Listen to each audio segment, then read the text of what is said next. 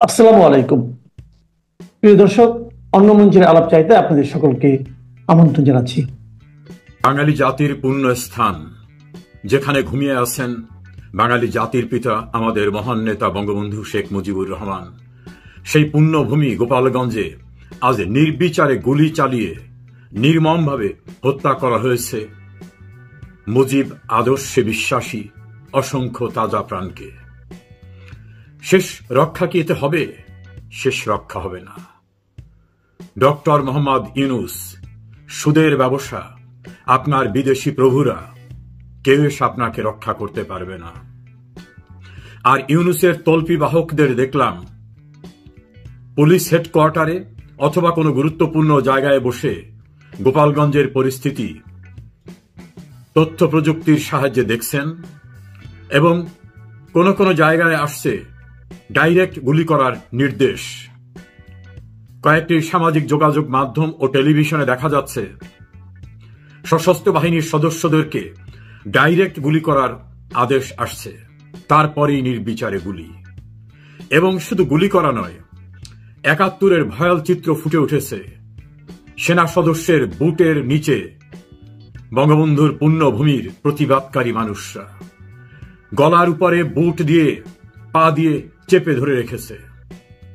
এত নৃশংস, এত বর্বরচিত দৃশ্য আমরা ৭১ সালে দেখেছিলাম। ২০২৫ সালের ১৬ জুলাই সেই একই দৃশ্যের অবতারণা হল। এর সঙ্গে যারা জড়িত সেনাপ্রধান, তাদের বিরুদ্ধে ব্যবস্থা নিন। এটা সম্পূর্ণরূপে বেআইনি, এটা বর্বরতা, এটা গণহত্যা, এটা মানবতার পরিপন্থী কর্মকাণ্ড। এর থেকে পরিত্রাণ কেউই পাবেন না। ঢাকায় বসে আদেশ দেন আর গোপালগঞ্জে বসে আদেশ দেন, যারা যেখান থেকে গুলি করেন আর আদেশ দেন, প্রত্যেকেই কিন্তু মানবতা বিরোধী গণহত্যার দায়ে আজ অভিযুক্ত হলেন। আমি আশা করব এদের বিরুদ্ধে ব্যবস্থা নেওয়ার। ইউনূস যে কোনো সময় পালিয়ে যেতে পারে।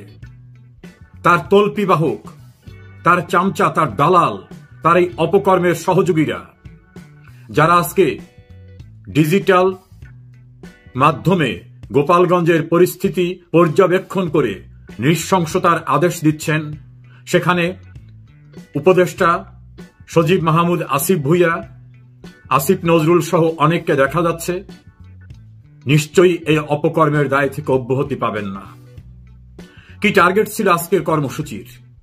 টার্গেট ছিল বঙ্গবন্ধুর পুণ্যভূমি, বঙ্গবন্ধুর কবর, বঙ্গবন্ধুর মাজার গুড়িয়ে দেওয়া, গোপালগঞ্জে গিয়ে আস্ফালন করা। এই জঙ্গি পরিকল্পনা নিয়ে বিদেশে থাকা জঙ্গি বাবাদের পরামর্শে আজ গোপালগঞ্জে হামলা করা হলো।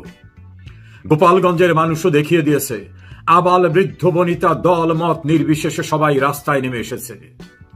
হাজার হাজার নয়, কয়েকটি টেলিভিশনের ধারাভাষ্যে তারা বলেছে লক্ষ লক্ষ মানুষ রাস্তায়। একটি পত্রিকার লাইভ ব্রডকাস্টে শুনলাম সাংবাদিক বলছেন, হেলিকপ্টার বা সাজোয়া যানে উদ্ধার করা না হলে এখান থেকে কেউ ফিরে যেতে পারবে না, এমন ভাবে মানুষ রাস্তায় বেরিয়ে আসছে, নারী পুরুষ আবাল বৃদ্ধ বনিতা। আগ্নেয়গিরির অগ্নি উদ্গীরণ শুরু হয়েছে বঙ্গবন্ধুর পুণ্যভূমি থেকে, সারা বাংলাদেশে ছড়িয়ে যাবে এটা।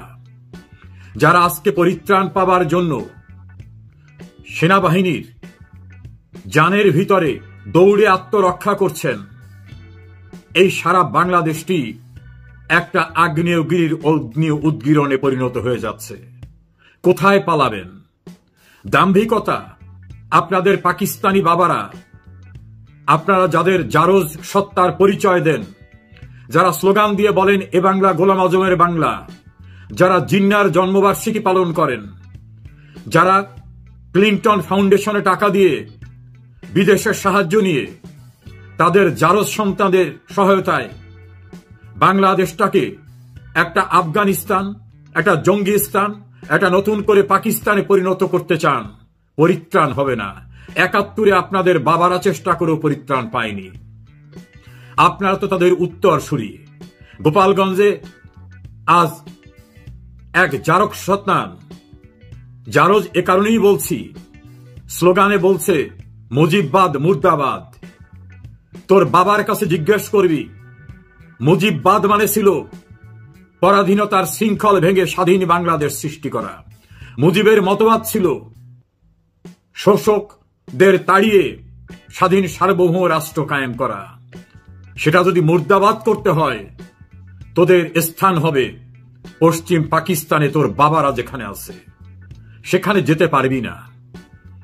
৭১ সনে বিহার থেকে তাড়িয়ে দেওয়া একটি মহল কিন্তু বাংলাদেশে পশ্চিম পাকিস্তানিদের পক্ষ নিয়েছিল, পরিত্রাণ হয়নি।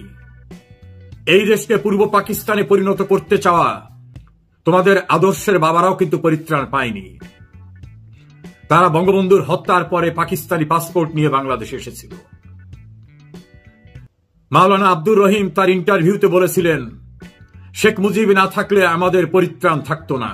সেজন্য তিনি তার অনুসারীদের বলেছিলেন, ভুলেও কখনো শেখ মুজিবের সমালোচনা করবে না। শাহজিজ একই কথা বলেছিল, খানে সবুর একই কথা বলেছিল। পাকিস্তানি দালালেরা বাংলাদেশে যে বীজ বপন করে গেছে, তাদের সেই উত্তরসূরি বঙ্গবন্ধু ভবন গুড়িয়ে দিয়েছে। আজ টুঙ্গিপাড়ায় হামলা করতে চেয়েছিল। এই নির্বোধেরা জানে না, জীবিত শেখ মুজিবের চেয়ে মৃত শেখ মুজিব কোনো অংশে কম শক্তিশালী না।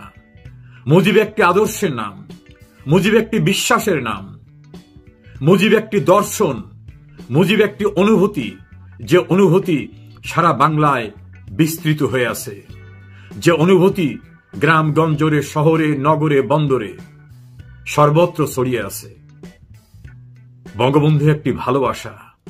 বঙ্গবন্ধু না থাকলেও তার আদর্শ আছে, তার উত্তরসূরি, তার আদর্শের উত্তরসূরি, তার রক্তের উত্তরসূরি শেখ হাসিনা, শেখ রেহানা রয়েছে। তার আদর্শের সন্তানেরা, কোটি কোটি বাঙালিরা বেঁচে আছে। যতদিন বাংলাদেশে পথ করে লাল সবুজের পতাকা উড়বে, যতদিন বিশ্বের বুকে এই স্বাধীন বাংলাদেশ ভূখণ্ড থাকবে, মুজিব আদর্শ কেউ বিনাশ করতে পারবে না। তবে গোপালগঞ্জের মানুষদের স্যালুট জানাই। আজ তারা দেখিয়ে দিয়েছেন তাদের সুপ্ত ক্ষোভ আজকে বারুদের মতো বিস্ফোরিত হয়েছে। অনেককে মৃত্যুর মুখে ঢলে পড়তে হয়েছে। বিপ্লবে এই ত্যাগ শ্রদ্ধার সঙ্গে সারা বাংলাদেশ মনে রাখবে। অসংখ্য মানুষ গুলিবিদ্ধ হয়ে, নির্যাতনের শিকার হয়ে আজ বিভিন্ন হাসপাতালে, রাস্তাঘাটে পড়ে আছে। আপনাদের শক্তি, আপনাদের ভালোবাসা, আপনাদের রক্তই আগ্নেয়গিরির সুপ্ত লাভা বিস্ফোরিত হয়ে উঠেছে। তোদের রক্ষা হবে না, তোদের পরিত্রাণ হবে না। গোপালগঞ্জে আমাদের 24 বছরের দখল করে থাকা হায়নাদার বাহিনীকে তাড়াতে প্রেরণা জুগিয়েছিল। সেই গোপালগঞ্জ থেকে আজ শুরু হলো নতুন অধ্যায়ের বাংলাদেশের, দেশের বাইরে যে যেখানে আমরা বাঙালিরা আছি, আমাদের লড়াই শুরু হয়ে গেল অপ্রতিরোধ্য গতিতে। এই অন্ধকার থেকে গোপালগঞ্জের মানুষের রক্তের প্রতিটি কণা আমাদের শক্তি যোগাবে। আমরা নিশ্চিতভাবে বিশ্বাস করি আমাদের লড়াই চূড়ান্তভাবে, নতুনভাবে আবার শুরু হলো। বিজয় আমাদের অনিবার্য। এই বিজয় কেউ ঠেকিয়ে রাখতে পারবে না। জয় হোক বঙ্গবন্ধুর। বঙ্গবন্ধু, তুমি তোমার পুণ্যস্থান থেকে আশীর্বাদ করো। তোমার সন্তানরা জেগে আছে। ইনশাআল্লাহ আমরা হানাদার নতুন প্রজন্ম, পাকিস্তানিদের জারজ সন্তানদের এদেশকে আর দখল করে রাখতে দেব না, তাড়িয়ে দেবই দেব। খুনি ইউনূস, তোমার নির্দেশে, তোমার উপদেষ্টাদের নির্দেশে আজ যারা এই হত্যাযজ্ঞ, গণহত্যা চালালো বঙ্গবন্ধুর পুণ্যস্থানে, ইউনূস, তোমার পরিত্রাণ হবে না, তোমার সঙ্গীদের পরিত্রাণ হবে না। জয় আমাদের নিশ্চিতই।